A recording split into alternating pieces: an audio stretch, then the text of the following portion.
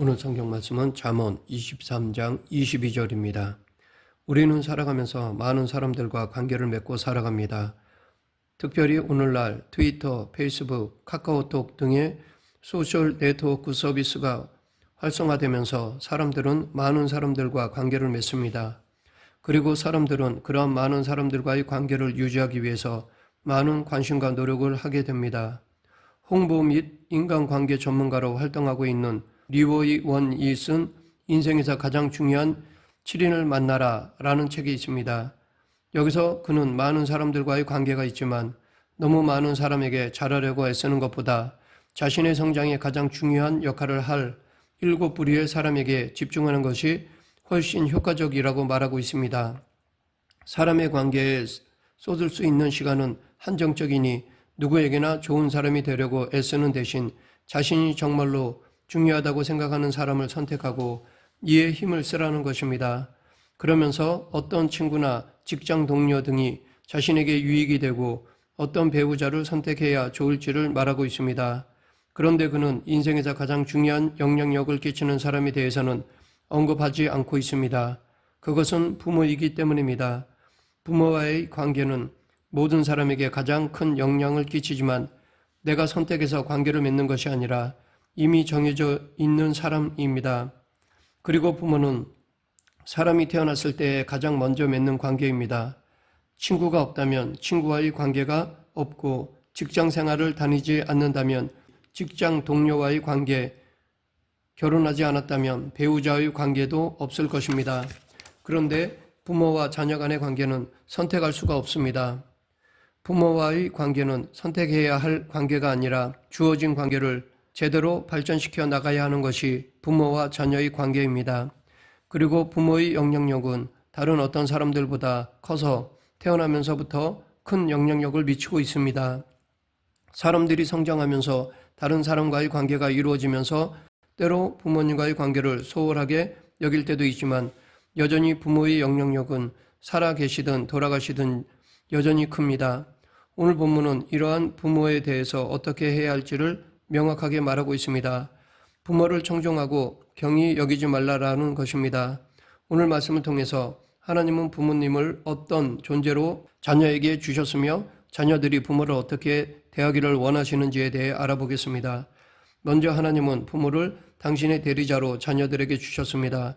오늘 본문에서 아버지를 소개할 때 너를 낳은 아비라고 말하고 있습니다.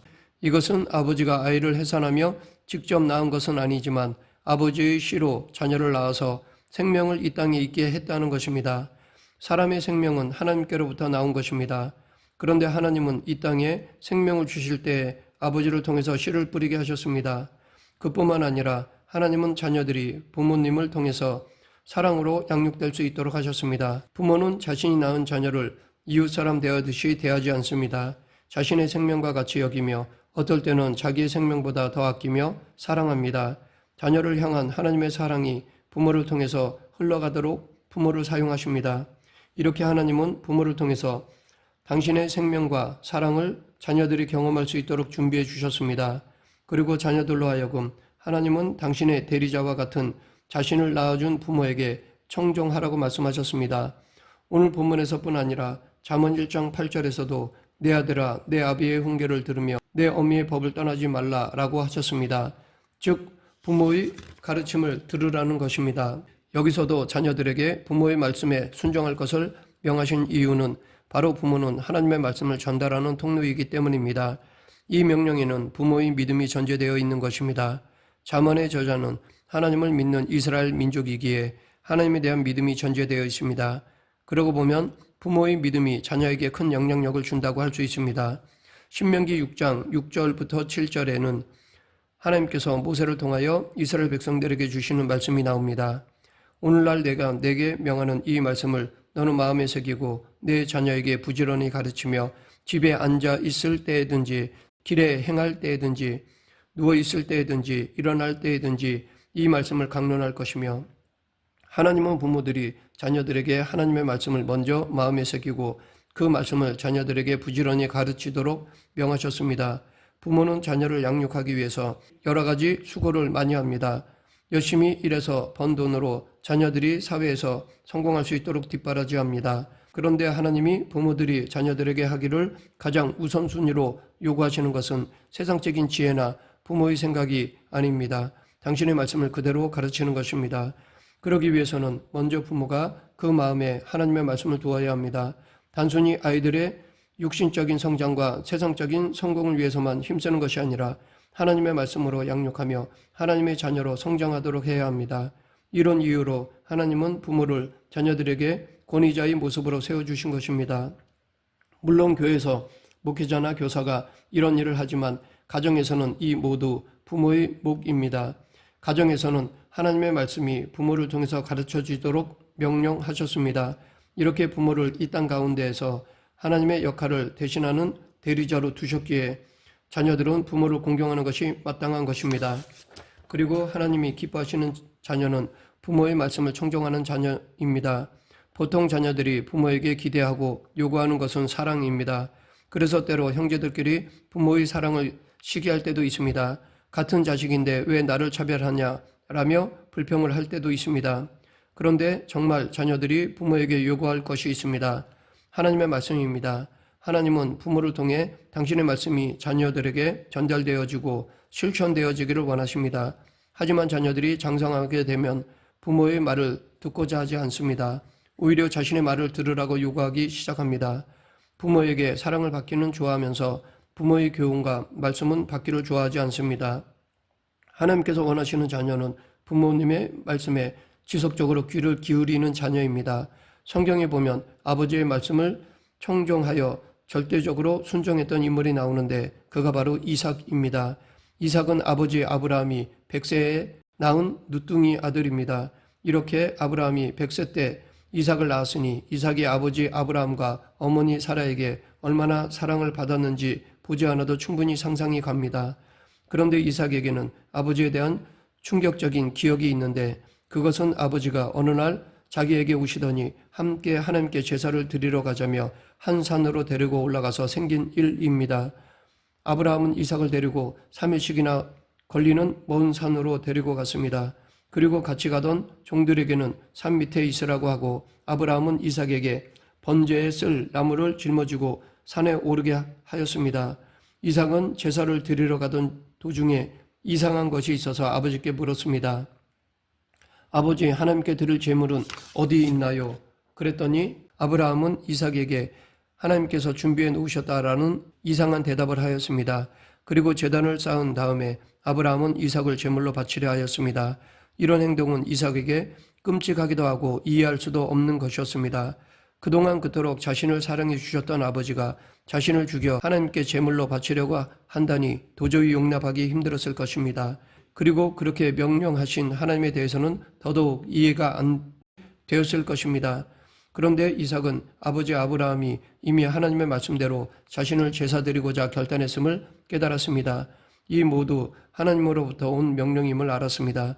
그래서 아들 이삭은 아버지 아브라함의 말씀을 청종하였습니다. 이삭은 단순히 아버지의 말로 듣는 것이 아니라 하나님의 말씀으로 들었습니다.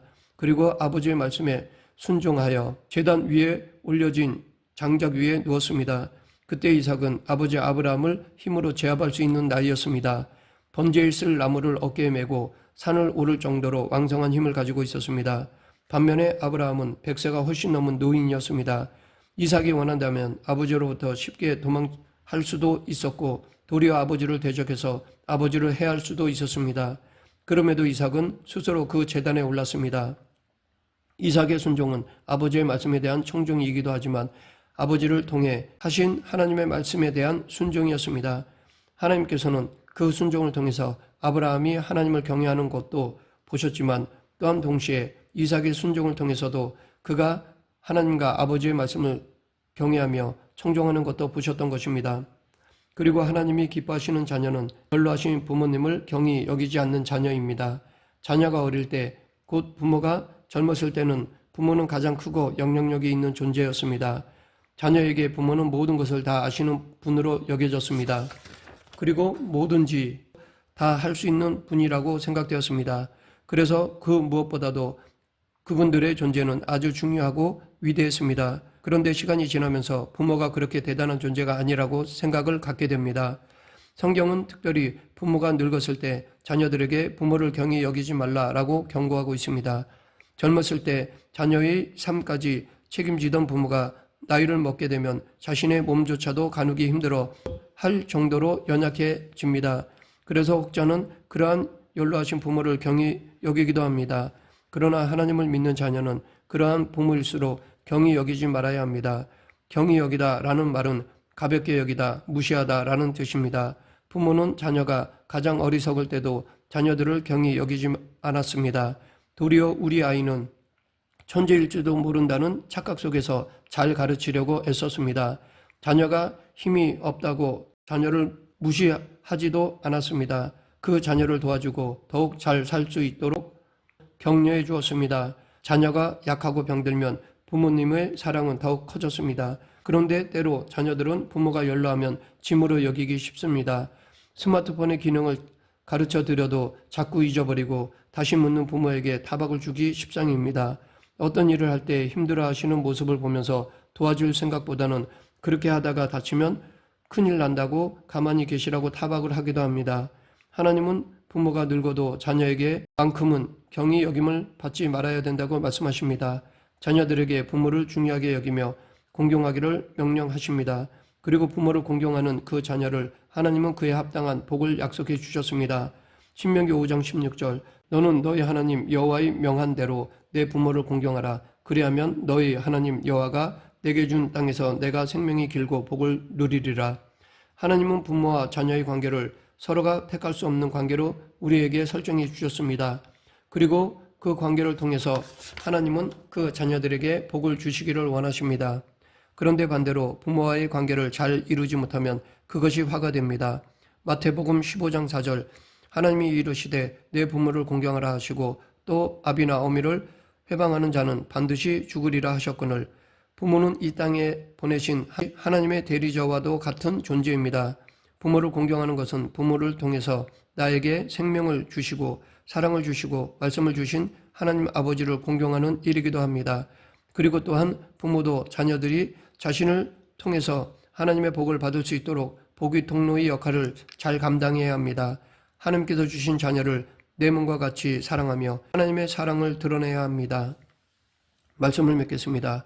부모는 자녀에게 이 세상 무엇보다도 하나님의 말씀으로 양육하고 부지런히 가르쳐야 합니다. 자녀는 부모의 가르침을 받으며 순종해야 합니다. 시간이 지나도 부모의 말씀을 청종하고 부모의 가르침을 경히 여기지 말아야 합니다. 이것이 하나님이 부모와 자녀에게 주신 은혜요 사명입니다. 이에 하나님께서 주신 부모와 자녀 간의 관계를 통해 하나님께서 예비해 두신 복을 누리는 저와 여러분이 되길 간절히 축원합니다. 기도하겠습니다. 생사화복을 주관하시는 하나님 아버지, 하나님이 맺어주신 부모와 자식 간의 관계를 예수님 안에서 이루어가는 그리스도인이 되게 하여 주시옵소서. 예수님 이름으로 기도드립니다. 아멘.